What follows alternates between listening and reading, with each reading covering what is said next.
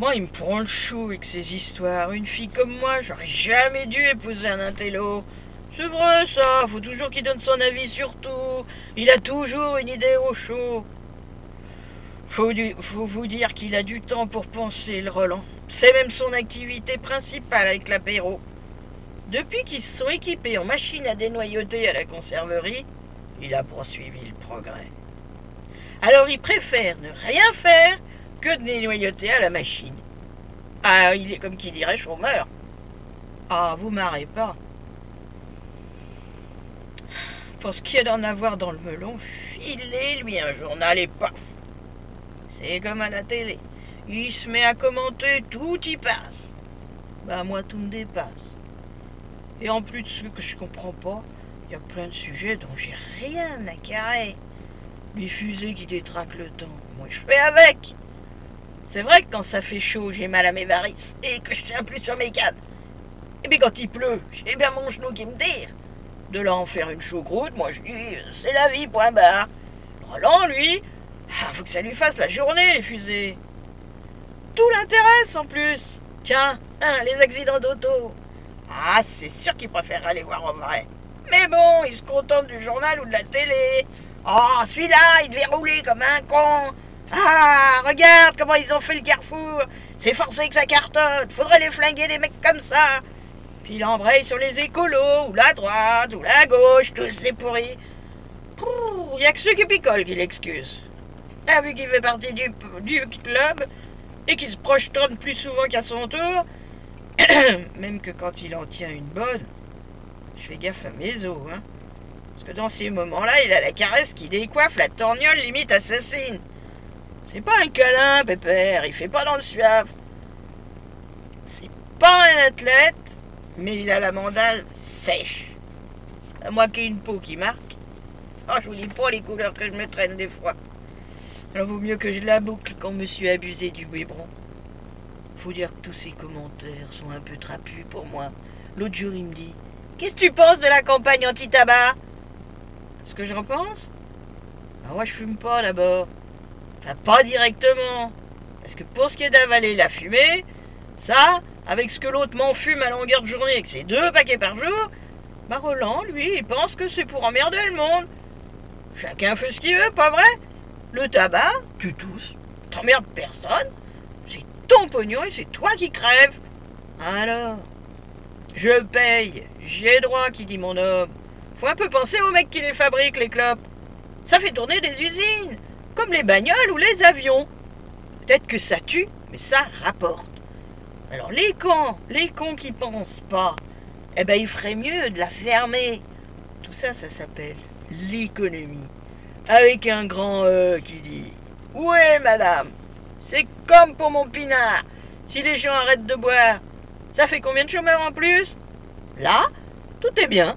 Il y a des trucs qui donnent du travail à certains et qui tuent les autres. Donc, ça limite le chômage. Ces raisonnements, moi, ça me gonfle. Et dès qu'il voit que je suis largué, il en profite pour me demander, t'es pas d'accord? Je m'empresse de dire, ouais, mais rien qu'à mon air, il voit bien que je suis paumé, paf. Je m'en prends une. Ce qui me fait le plus chauffer la théière, c'est quand il cause de l'Europe. Oh, alors là, sûr que j'ai ma rousse en fin de course. Ça le met d'autant plus à rogne que c'est son sujet préféré, l'Europe. Tu comprends rien, andouille, t'es un vrai légume, ma vieille, tu t'intéresses pas, j'en ai ras le béret d'une bergère qui comprend même pas sa langue. Avec ses yeux injectés, son tarbouif aubergine, il y a des jours où il me file le gros lot, ce gros sac.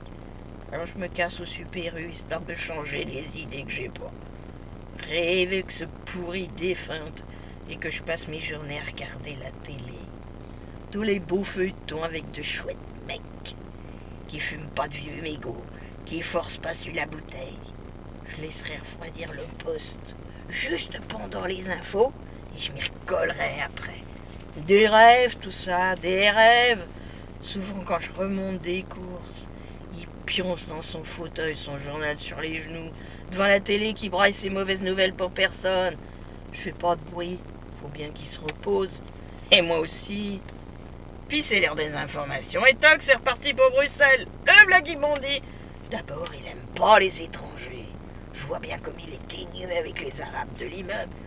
Dès qu'il y a la moindre odeur de merguez dans la cage d'escalier, la moindre musique tordue, il sort gueuler sur le paillasson comme qu'on n'est pas dans un souk. À force d'agrandir l'Europe, tu verras qu'un jour, ils y foutront la Chine. Alors là, bonjour le péril jaune. Nombreux commissons, tu n'auras plus qu'à bouffer avec des baguettes et à se la boucler. Parce que pour ce qui est d'apprendre le chinois, il faudra compter avec les récalcitrants. Ou alors, ils vont nous inventer une nouvelle langue, l'allemand anglais ou le portugnol, va savoir. L'Europe, ils disent que ça va créer des emplois. Quand tu auras tous les Chinois à la MPE, je suis pas sûr d'en trouver un, moi, d'emploi. Je suis ni... Et les Grecs. En quoi les Grecs vont me donner des emplois? Je suis ni armateur, ni pêcheur d'éponge, et j'en ai rien à foutre de la Grèce. Je suis même pas touriste.